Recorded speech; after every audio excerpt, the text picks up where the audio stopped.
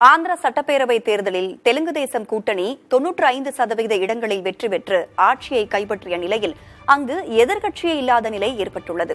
ஒரு சட்டமன்றத்தில் எதிர்க்கட்சியா இருக்கணும்னா 10% எம்எல்ஏக்களை பெற்றிருக்கணும். அப்படி பாத்தீங்கன்னா ஆந்திராவில் 175 எம்எல்ஏக்களுக்கு 10% 18 பேர் எம்எல்ஏவா இருக்கக்கூடிய கட்சி தான் எதிர்க்கட்சியா இருக்க முடியும். ஒய்எஸ்ஆர் கட்சி 11 எம்எல்ஏக்கள் மட்டுமே இருப்பதால அவர்களால் எதிர்க்கட்சி அந்தஸ்து பெற முடியல.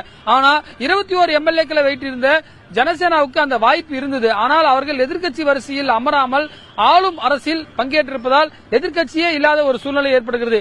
ஆட்சி அமைக்க 89 எம்எல்ஏக்கள் தேவை என்று இருந்த போதும் 135 எம்எல்ஏக்களை, அதாவது 40 எம்எல்ஏக்களை கூடுதலாக பெற்றும் சந்திரபாபு நாயுடு கூட்டணி கட்சிகளை அரவணைத்து சென்றிருக்கிறார். ஒய்எஸ்ஆர் கட்சியுடைய தலைவராக இருக்கக்கூடிய ஜெகன்மோகன் ரெட்டி மீது பல்வேறு வழக்குகள் இருக்கிறது. விரைவில் கைது செய்யப்படுவார் எனவும் அதற்கு ஏற்ற வகையில் அவர் காங்கிரஸ் கட்சியில் இணைந்தால் அவருக்கு ஒரு பாதுகாப்பு கிடைக்கும் என்ற அடிப்படையில் அவர் காங்கிரஸ் கட்சியை நோக்கி செல்ல இருப்பதாகவும் தெரிகிறது.